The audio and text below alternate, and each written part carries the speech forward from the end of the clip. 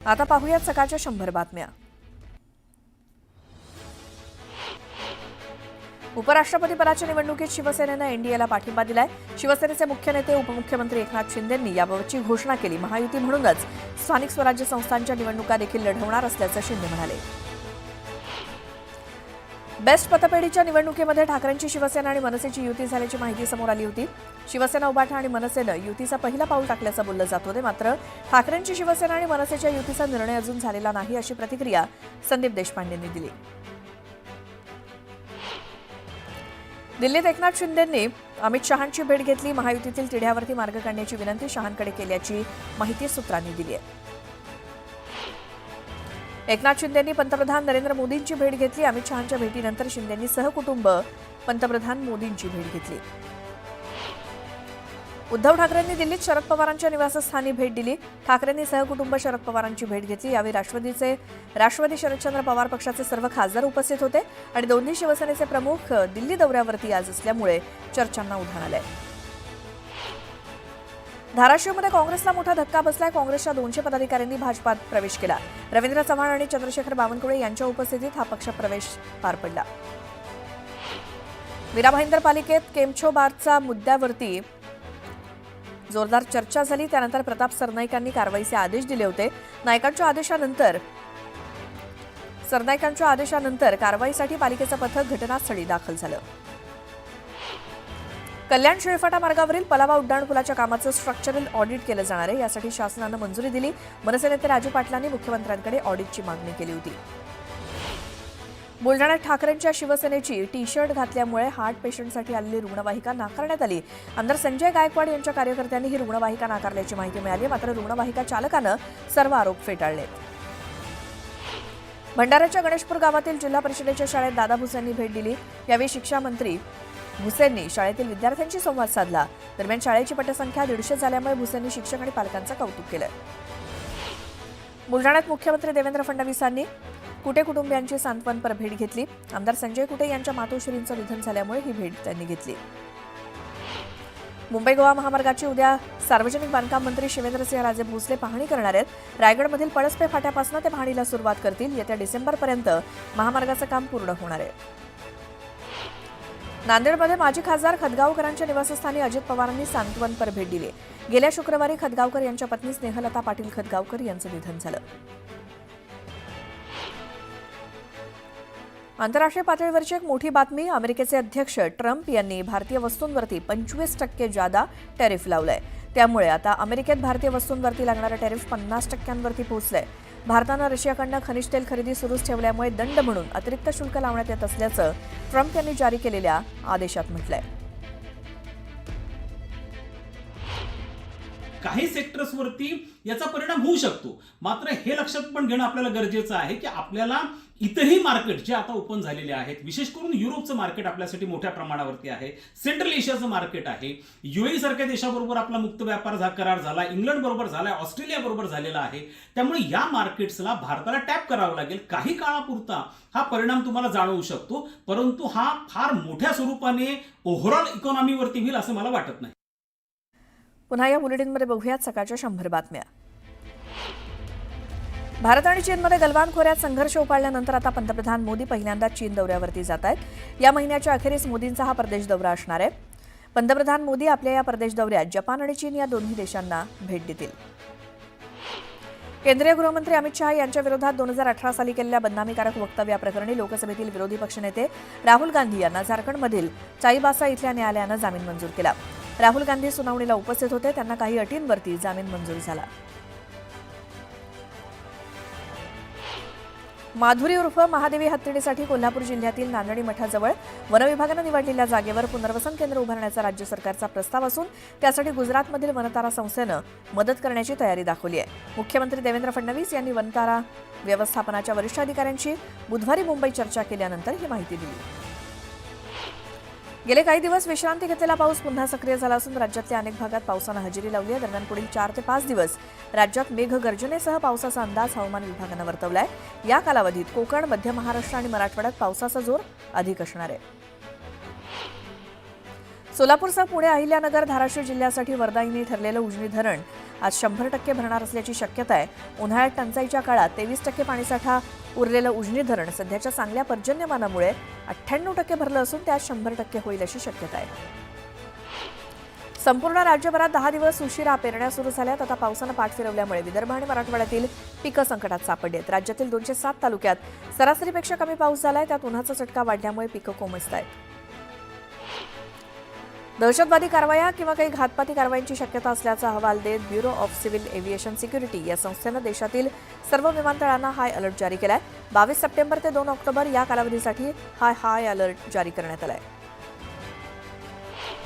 सोनं चांदीच्या भावात वाढ सुरूच आहे. चांदीमध्ये 1200 रुपयांची वाढ होऊन ती 1,14,500 रुपयांवरती पोहोचली आहे. सोन्याच्याही भावात 2 दिवसात 800 रुपयांची वाढ होऊन ते 1,01,000वरती पोहोचलंय. सोन्याचा हा नवा उच्चांकी भाव आहे. इयत्ता 11वी प्रवेशाच्या 4 नियमित फेऱ्यांनंतर शिक्षण संचालनालयानं ओपन टू ऑल या विशेष फेरीचं नियोजन केलंय. या फेरीसाठीची निवड यादी बुधवारी जाहीर करण्यात आली. या फेरीसाठी राज्यभरातनं 3,81,420 विद्यार्थ्यांनी नोंदणी केली. त्यातील 3,48,784 विद्यार्थ्यांना त्यांच्या प्राधान्यक्रमानुसार प्रवेशाची संधी उपलब्ध करून देण्यात आली. श्रावण महिन्याचं नारळी पौर्णिमेमुळे नागरिकांकडून नारळाला प्रचंड मागणी वाढली आहे. मुंबई कृषी उत्पन्न बाजार समितीमध्ये 3 दिवसात तब्बल 1600 टन नारळांची विक्री झाली आहे. होलसेल मार्केटमध्ये 30 ते 35 रुपये आणि किरकोळ मार्केटमध्ये 40 ते 50 रुपयांना नारळाची विक्री होती आहे. महाराष्ट्रातील निसर्गरम्य हिल स्टेशन माथेरानमध्ये माणसांकडून ओढल्या जाणाऱ्या हात रिक्षा 6 महिन्यांच्या आत बंद कराव्यात आणि त्या रिक्षा चालकांच्या पुनर्वसनासाठी योजना तयार करावी असे आदेश सर्वोच्च न्यायालयानं महाराष्ट्र सरकारला दिले.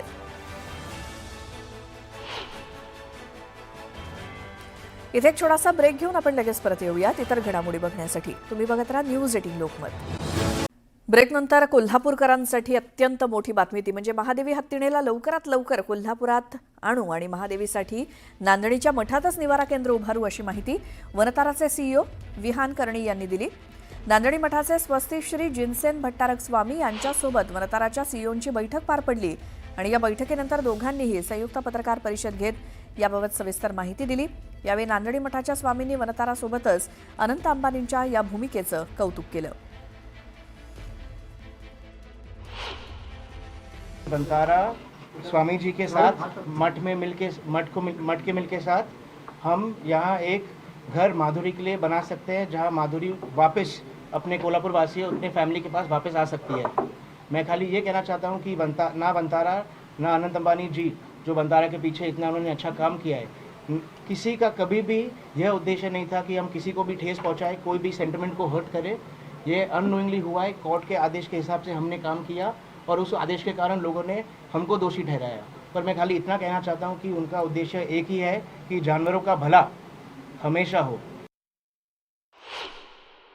ये हमारा हम चाहते हैं कि हम मिलके माधुरी के लिए यहाँ एक घर बना सकते हैं जहाँ माधुरी खुश. उसमें हम हाइड्रोथेरेपी, पॉन्ड, हम laser therapy, covered night shelter, जो कुछ माधुरी को चाहिए, रिकवरी, रेस्ट और अपने कोल्हापुर वासियों के साथ रहने के लिए वो वनतारा और स्वामी जी और गवर्नमेंट ऑफ महाराष्ट्र मिलके ये हम सुविधा प्रदान करेंगे. और हम हाई कोर्ट और कोर्ट में अर्जी भी देंगे साथ में मिलके कि ये माधुरी वापस कोल्हापुर आ सके, नांदणी आ सके. नांदणी मठाच्या मालकीच्या जागेमध्ये वनताराने हत्तीच्या पालन पोषणाची सुविधा केंद्र उभा करण्याचे आहे असे त्यांनी मान्य केलेलं आहे.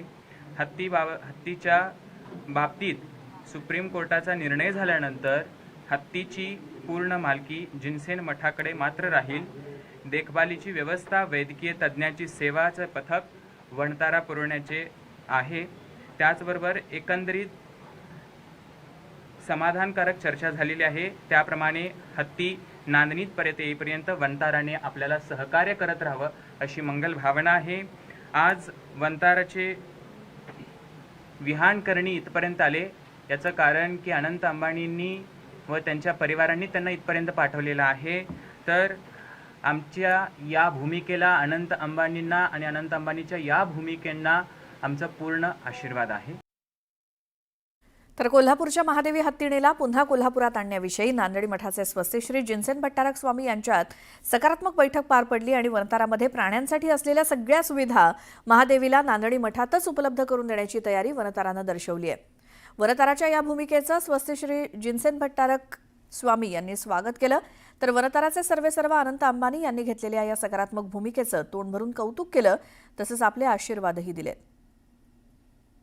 आज वंताराचे विहान करणी इथपर्यंत आले, याचं कारण की अनंत अंबानींनी व त्यांच्या परिवारांनी त्यांना इथपर्यंत पाठवलेलं आहे. तर आमच्या या भूमिकेला अनंत अंबानींना आणि अनंत अंबानीच्या या भूमिकेंना आमचा पूर्ण आशीर्वाद आहे. पुन्हा पाहूया सकाळच्या 100 बातम्या. यवत हिंसाचार प्रकरणातील 19 आरोपींना 2 दिवसांची न्यायालयीन कोठडी सुनावण्यात आली आहे. सर्व आरोपींची येरवडा कारागृहात रवानगी करण्यात आली आहे. पुणे विमानतळावरून 6 कोटी रुपयांचा गांजा जप्त करण्यात आला. अवैध पद्धतीनं बँकॉकवरून तस्करी करण्यात आलेल्या गांजासह एअर इंडिया विमानानं आलेला प्रवासी अतुल हिवाळी याला अटक करण्यात आली.